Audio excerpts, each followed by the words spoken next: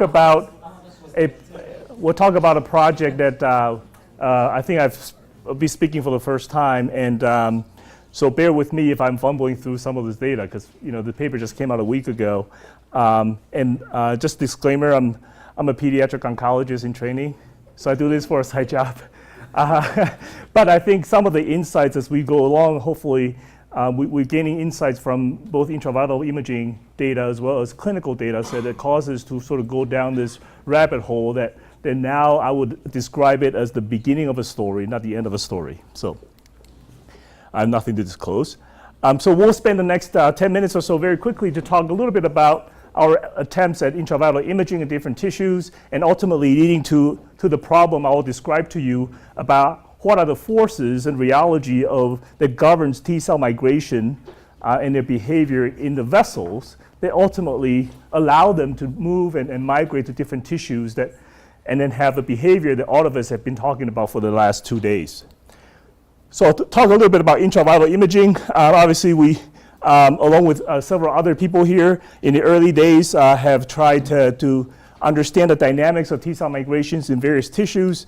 And shown here just an example in the bone marrow calvarium, where we can image the dynamic nature of lysozyme-positive granulocytes. On the left is steady state, and you can see the cells, some of which are here on the side wall of these sinusoid, but a lot of them are in the stroma. And upon LPS stimulation, you see this very massive mobilization of what in the beginning are dormant cells, and then now starting to form clusters, and then ultimately over time start to leave the bone marrow medullary areas into systemic circulation, presumably going to other sites of infections where they can actually take care of issues such as the one we heard yesterday about the cornea infections and other things.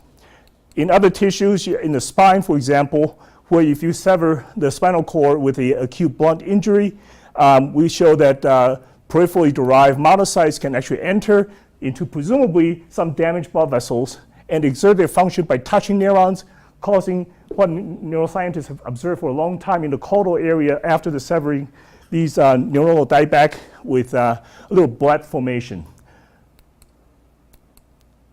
And obviously in the CNS, what we'll be able to observe are infiltrating immune cells in a sea of developing tumors, which are these sort of faint green cells, and start to really observe the dynamic nature of how they behave within the parenchyma of the brain, and leading to ultimately rejection or the tumor overtaking the host.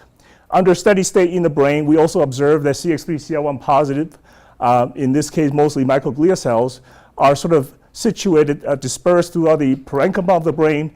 And if you look very carefully at the cells that are right outside of the blood vessel, what we're able to see both dynamically and statically is that surprisingly, even with the intact blood-brain barrier, as evidenced by the vessel, different molecular weight vessel dyes staying within the vessel itself, that we can see on occasion there are actually cell bodies extending from parenchymal CX3CL1 GFP positive cells extending into the lumen, protruding into the lumen, presumably having some immunological response in recruiting potentially T cells and other cells, although exactly the functional consequences are not clear.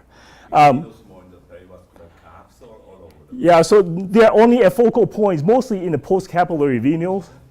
And this is one point that we're going to talk about. But again, just showing it in 3D, multiple examples here where you can see these cells.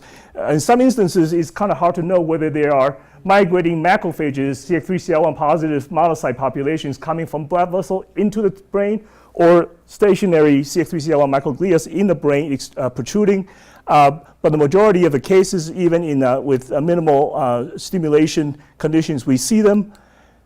And this can be proven on histology, where you stain for CD31, you see the body of CX3CL1 positive GFP cells extending this dendrite into CD31 positive cells. And this is actually caught on EM, where you have intact basement membrane, and here GFP stained in green, having a dendrite into the lumen. So those are kind of some of the ongoing observations we're making, where immune cells can transcompartmentalize and potentially present antigens to circulating lymphocytes and other neutrophils or leukocytes to maybe send a signal for them to come into the tissue for surveillance. And obviously, we have been hearing all the surveillance stories intranodally in the lymph node, and so I'll just very quickly talk about some of the earlier examples now almost more than a decade old when I was with Ron in the early 2000s, where we looked at the effect of inflammatory chemokines that drives the chance encounter between dendritic cells that have been activated and then subsequent interactions with CD4 and CD8 T cells. And shown here just an example where mathematically one of the problems the immunology has to solve is this sort of either sequentially or contemporaneously interactions between CD4, CD8 T cells recognizing peptides derived from the same antigen to derive what we call CD4 help. And how does this happen in an efficient manner within 3D constraints? That's what we're here to talk about. One of the driving factor in a publication that's now almost 12 years ago, we identified among the inflammatory signals, CCL3, CCL4, they're elaborated by activated dendritic cells in collaboration with antigen-specific CD4 T cells that somehow creates a local niche that can drive this recruitment of CD8 T cells to come and survey a microenvironment such that without the productive interactions and less CCL3 interactions, that surveillance strategy is very slow. Whereas under productive either CD4 dendritic cell interactions or subsequently other group has demonstrated that CD8 dendritic cell specific interactions can drive the recruitment of additional CD8 cells to survey the dendritic cell surface. And that interaction is important for memory cell generation. Now these observations demonstrate or at least imply that among naive T cell populations that come by to survey the surface of these dendritic cell CD4 T cell pair has the ability to express receptors that can recognize CCL3. Now, classically, if you were to ask people what are expressions of CCR5, which are the receptors for this set of chemokines, on naive T cells, the answer will be 0 to very little. And so, but our imaging experience told us that there must be some form of CCR5 expressions on naive T cells that will explain the observations we're making. And in the publication that now came out 2 years ago now, we show that naive T cells, when they're exposed to high affinity ICAM or high affinity ICAM ligands such as alpha L or CD62L, you can actually induce surface expression of CCR5 on naive T cell populations.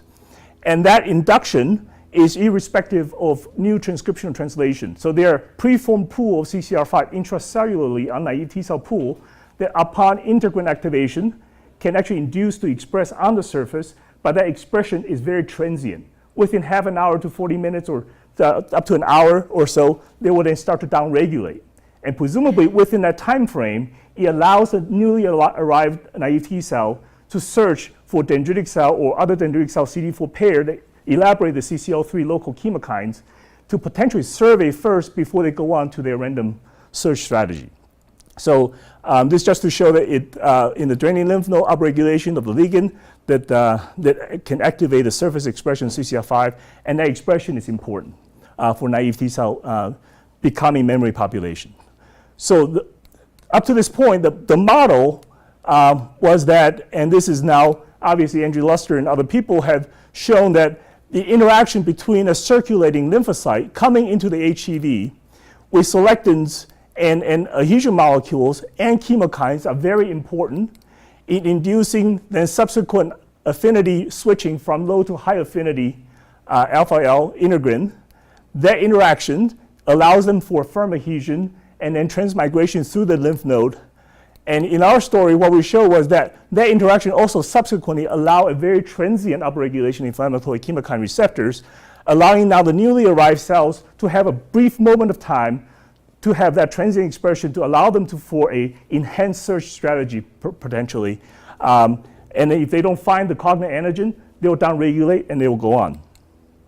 And obviously with Judith and Ron, we have subsequently demonstrated that, as many of you have already heard, about the timing you would take for a naive T cell search in the lymph node and the time it egresses and the dependence of MHC class 1 or class 2 molecules for CD8, CD4 dynamics, which are different in the different subpopulations.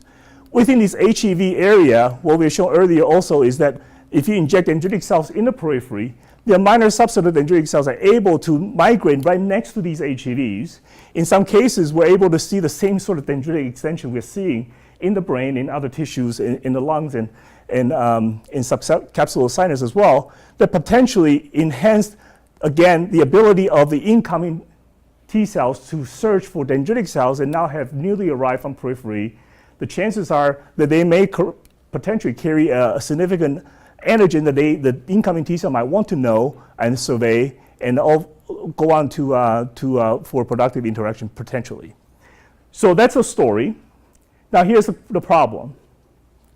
And this comes to a conversation I had with one of probably the smartest kid I've ever met, an MD PhD student from Michigan, Brian, who came from a left field somewhere that he wanted to identify the factors that drive pathologic T cell migration in the blood-brain barrier in a setting of multiple sclerosis. So he sought me out because I do imaging. So, but he was convinced that CXCR4 is an important receptor, and that maybe decoy receptor CXCR7 might have a role in endothelium in the brain. And so we start having a conversation, and we start talking about intravascular adhesion cascade and immune cells crawling. And one of the things in our conversation that came up was that why is it that immune system pick post-capillary venules to decide to adhere in the lymph node and then transmigrate into the parenchyma? Why not pick capillaries? When the barrier potential is very low, the shear stress is actually very high. And so what's so special about post-capillary venules? And then at the same conversation, I said, I'm a hematologist, and I see kids with sickle cell disease all day long. And if the geneticists taught us sickle cell disease from 60 years ago, they taught us that the polymerization of the mutated beta chain of hemoglobin causes polymerization and sickling of red blood cells. So for the longest time, I couldn't explain to my residents on the wards, why is it that sickle cell disease patients, when they have a sickling crisis, the ischemia does not happen in capillaries? It happens in post-capillary venules. So that went down the rabbit hole for the last 4 years. We're asking a very fundamental question. What is the fluid dynamics in post-capillary venule that causes a leukocyte, a T cell, a monocyte to decide, I am going to come out? Now, the answer will be, for most of you, expression of adhesion molecule I just showed you, right, the cascade. But I think the problem is a little bit more than that, and I'll explain why. So here's some numbers, right? We have a huge number of vessels, very long, if you line them all up. A lot of cells, and the cells circulate through your body every couple minutes. The diameters of these capillaries are such that they are sometimes less than 1 cell diameters across. And so the adhesion molecule expressions are not completely absent, although they are less than HEVs, but they are not completely absent in capillaries. So why is it that under inflamed conditions, you don't see red blood cells stuck on capillary all day long? Like, why are you and I still alive? That's the question. So they must be controlled by some other forces. So this is the part I feel completely uncomfortable now talking. Okay, I have to admit. So I'm looking for advice and some camaraderie here. So this is what we've seen very often, right? These rolling, arresting, and then either paracellular, transcellular migration of T cells in the HEV. I think there's one word that we often missed right here, capture. It's like the Apollo 13, you turn around and you capture. If you don't have capture, you don't have a mission, right? That's what the Apollo 13 was. And what are the forces that drives an efficient capturing of cells that are flowing through blood with specific physiological flow that allows the immune cells to do these kinds of processes in a way that actually makes sense in terms of molecular scale of time? That was the question. So I pulled a few pictures from the internet. All right, so this, and I don't know if in your mind what you think about chemokine elaborations and draw cells in. We talked about this all day now, right, for 2 days. So imagine here's your, I don't know, this is one of those in your smooth muscle. But think about this lymph node, same thing. So oftentimes you hear people have diagrams like this. You got chemokines that elaborate into the blood. And then the cell will sense it, and somehow they will just migrate, swim over, like, right? You're swimming over, and then you will adhere, and then you'll do all your things. Easy enough. Another one. So you got local ischemia or inflammation or whatever, infection, and then you elaborate chemokines, right? And they're just like floating out there. Or in some models, maybe they're not floating, but they're stuck on these GAG molecules on the surface of endothelium. And the cells will just roll along, and they will pick up like tennis ball on a Velcro, and then they're stuck. Or even this is in blood a couple years ago. So inflammation, and they shower like powder, right? These chemokines, and the cells will flow in, and they will sense the chemokines, and by magic, they will gain feet or propeller, and they will go to the side. So the question is are these anywhere near reality at all? That was the question. So here's the thing. So this is my attempt at, I don't know what you're thinking about in your mind when you think about trafficking of cells in the vessel. I know Christoph probably had better analogy. I'm going to miss your talk. I'm sorry. But so here's a capillary, and the flows are here, and then you're joining into this big river, right? So this is probably in your mind, T cells coming out, turbulence, right? So chemokine turbulence, they will sense it somehow, something happened. And then you go into this wide river, and by some magic, T cells in the middle of the river have oars. They will swim over, and they will then land on the side, like you go through these outdoor activities, and they have lunch, right? They have lunch waiting for you on the shore, and you have to right? And once in a while, you might get caught behind a rock, and there's some turbulence, and you got caught stuck there behind the rock because of turbulence, and you just stay there. Maybe that's how things work. Well, so here's a two-photon imaging of the PO layer in the brain under inflamed conditions.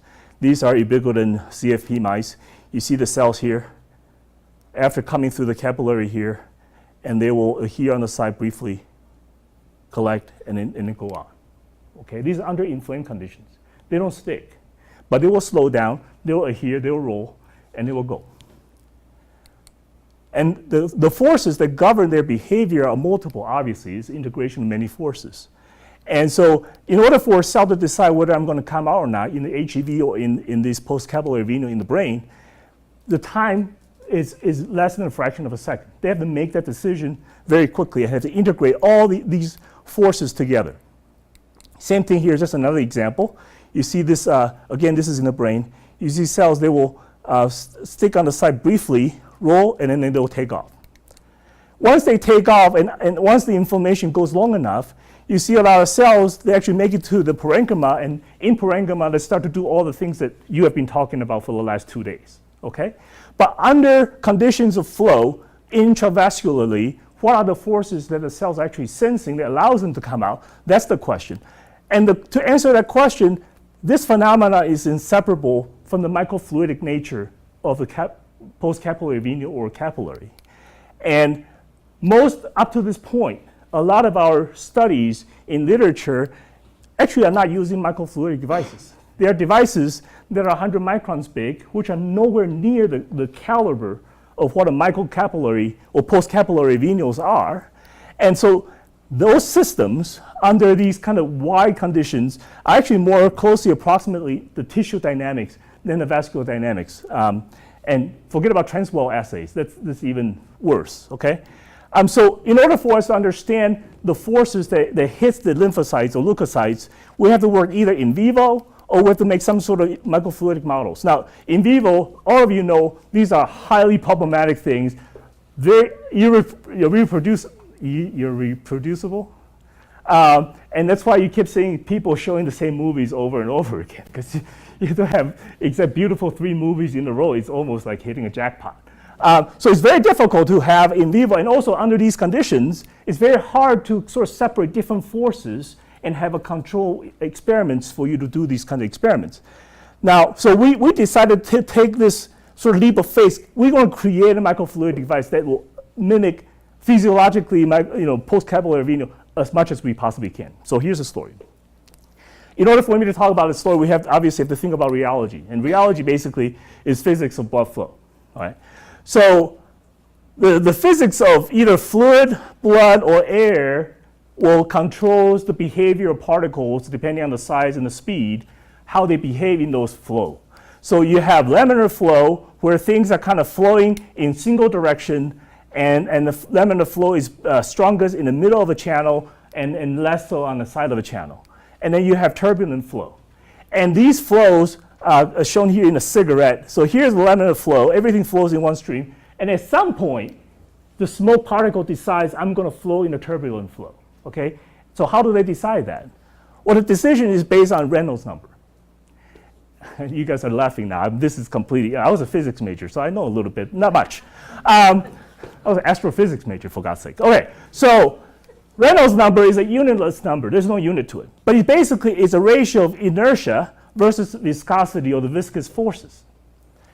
Airplane dynamics, this is why it allows airplane to take off, right? So this, you got this little extension of this thing, a little drag, whatever. So there are a lot of math here, but obviously it has to do with mass, acceleration of the particle you're talking about, and the viscosity of the medium, either fluid, blood, or whatever.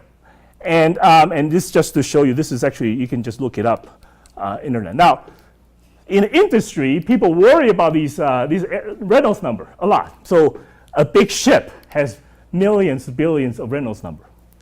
And so like I said, the forces that determines whether you're laminar versus turbulent, depending on the Reynolds number, and there's a transition between Reynolds number of low Reynolds number, laminar, to a high Reynolds number, turbulent. This is actually less. Sorry, this is wrong. All right? So the lower the Reynolds number, the behavior of the fluid is going to be laminar. So here it is. I'm picking a couple things. Blood flow in the brain, about 100 Reynolds number. Blood flow in aorta is in the orders of thousands. So the blood flow in the aorta is more turbulent than the blood flow in either the brain or, and I'll show you, capillary Reynolds number is even lower. Major League Baseball player, the pitch is about 200,000 Reynolds. And I guess if you're a knuckleball player, the number is going to change, and that's why the knuckleball goes like this. Okay?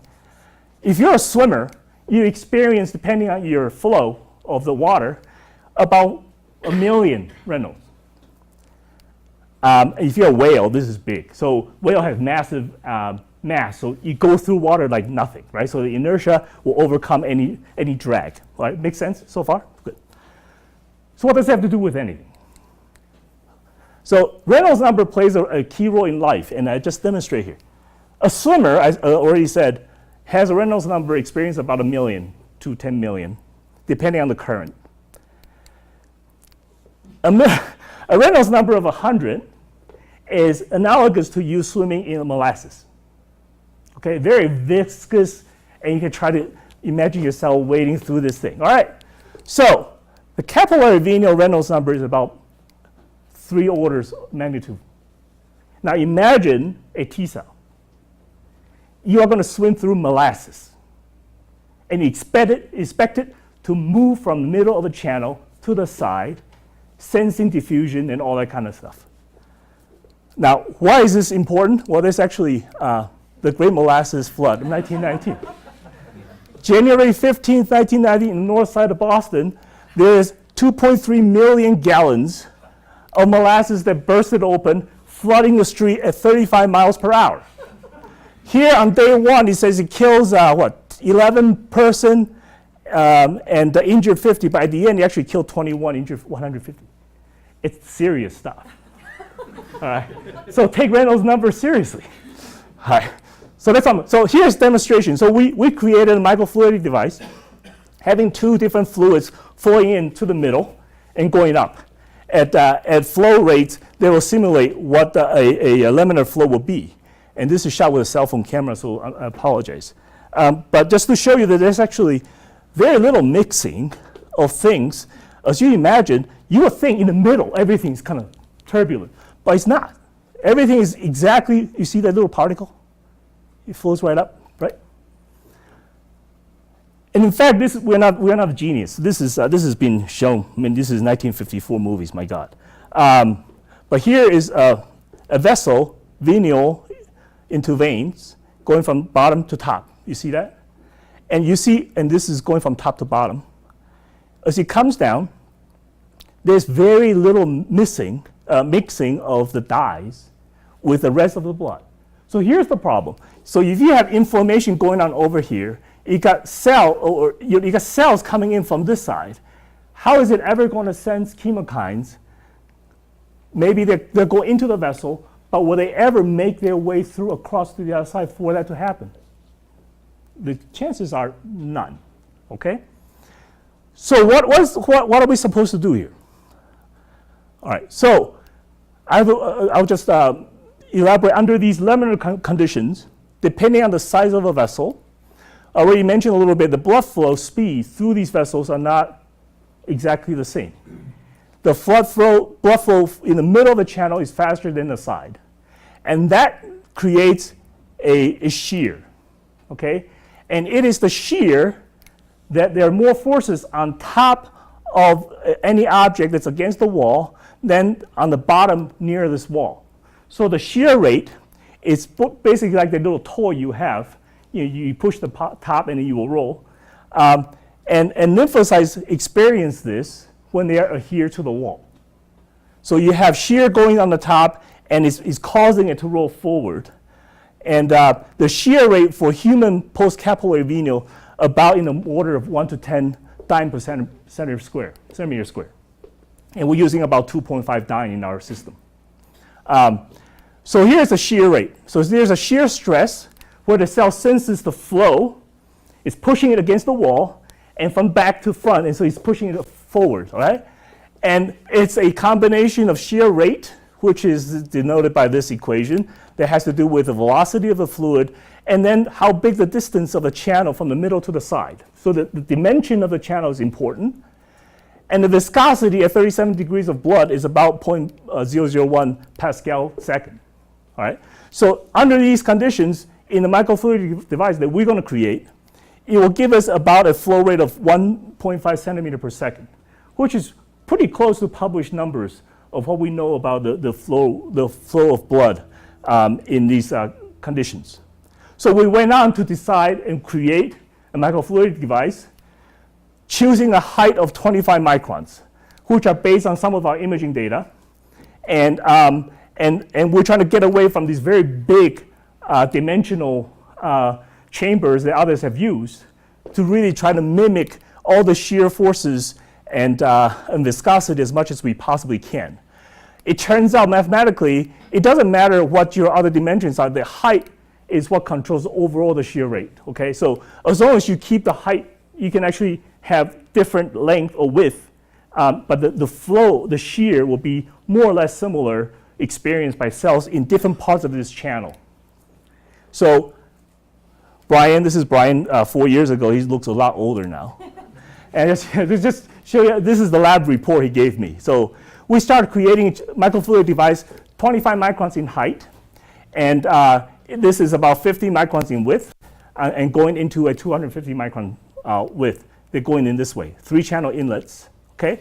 And we have different ways of going through rubbish, and eventually we came to a point where we designed something like this, and this is all photolithography.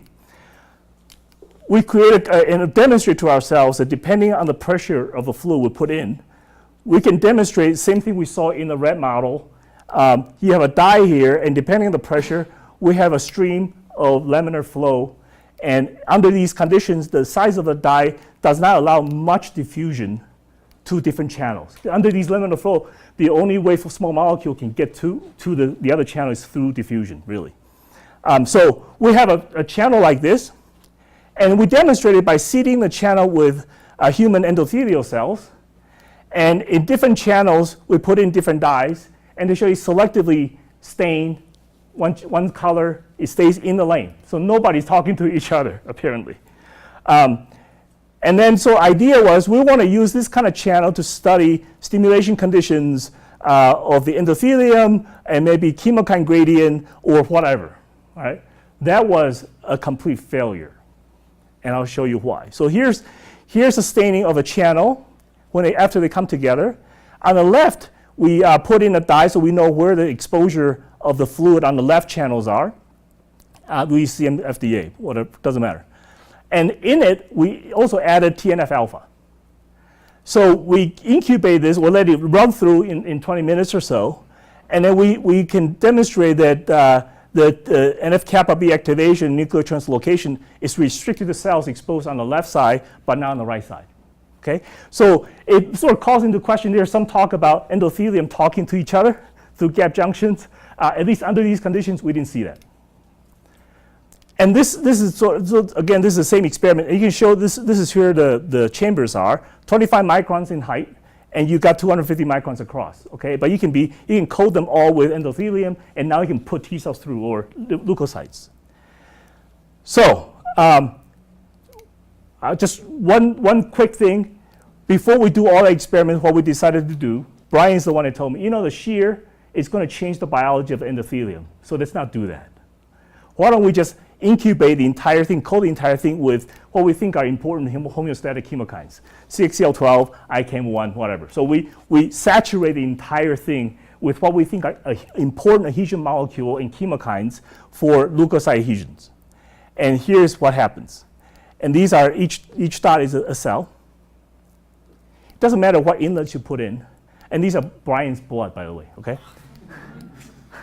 Very little under this tremendous activation state. And we actually treated the cell also with activating markers, try to upregulate high affinity ICAM and all that kind of stuff, or LFA, and nothing sticks. So this went on for like 3 weeks.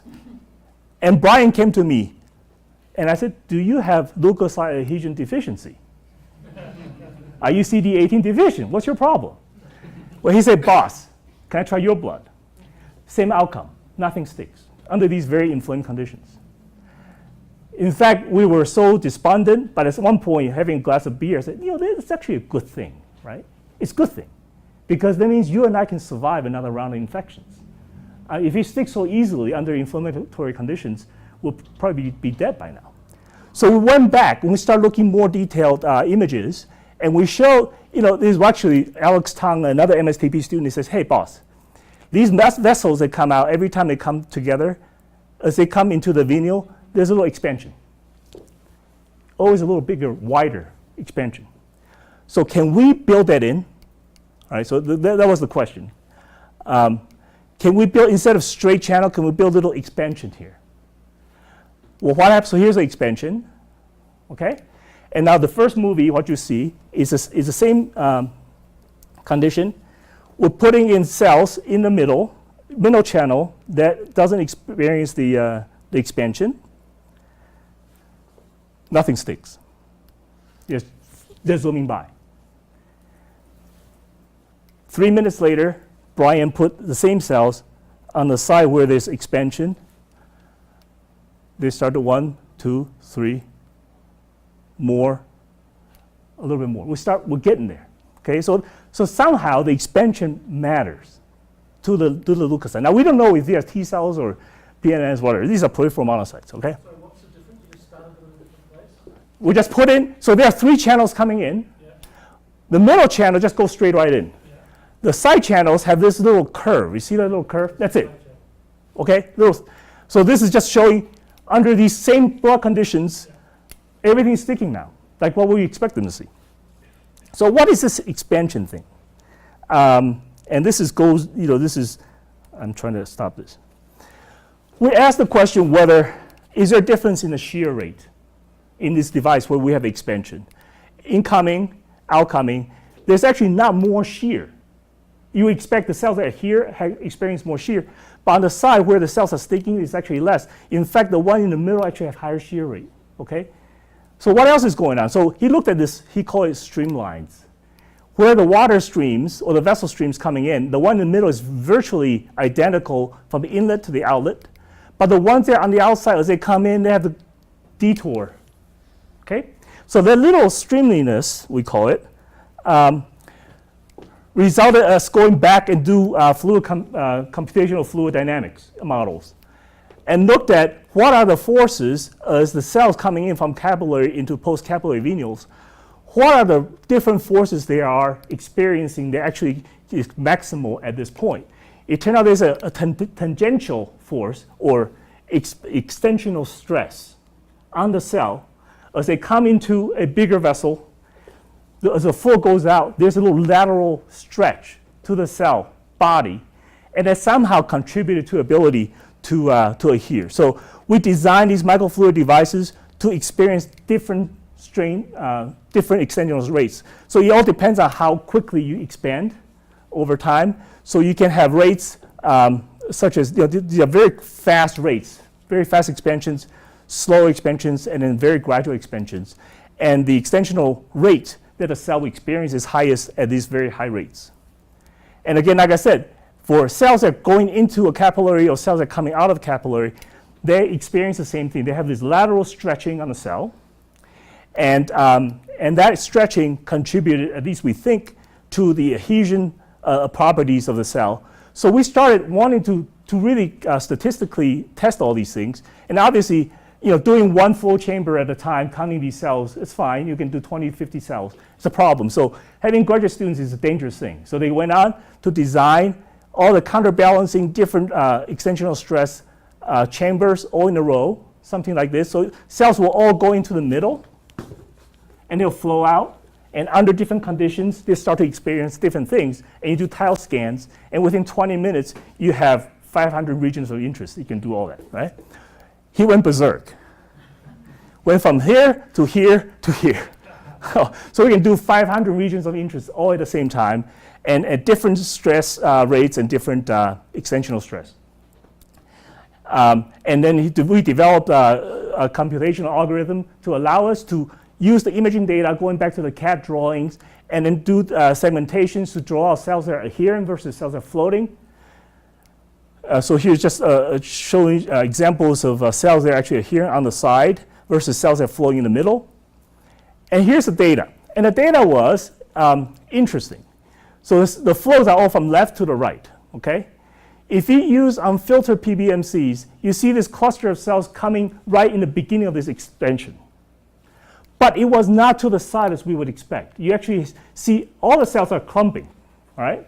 And it turns out, as we look more importantly, what happens in these unfiltered PBMCs, and these are artifacts of in vitro manipulations of cells, invariably what we observe are secondary captures. You got doublets of cells that sit down, and then the next cell is like these water park. You do the thing, and somebody turn around with this double balloon, and everybody started log jamming, right? Now, if you filter the PBMCs, then the distribution is completely gone. In fact, it's very disappointing, because when we cut out all the doublets, only the single cell PBMCs, the distribution is now completely, they're here, but the distribution is random. The interesting thing is, I said, Brian, blood is not devoid of red blood cells. So we add red blood cells back in. And when you add about 45 hematocrits, they start to behave like what we would expect them to do. The red blood cells are contributing to the hitting of the cell, and it's actually pushing all the cells to the side. And we can actually now observe this. You can see some rolling behavior that we have seen on textbooks, and the red blood cells are hitting it. And ultimately, what we have now shown is that the contribution of cells' ability to adhere to the side is maximal when there's ICAM in the system. So ICAM is an important contributor.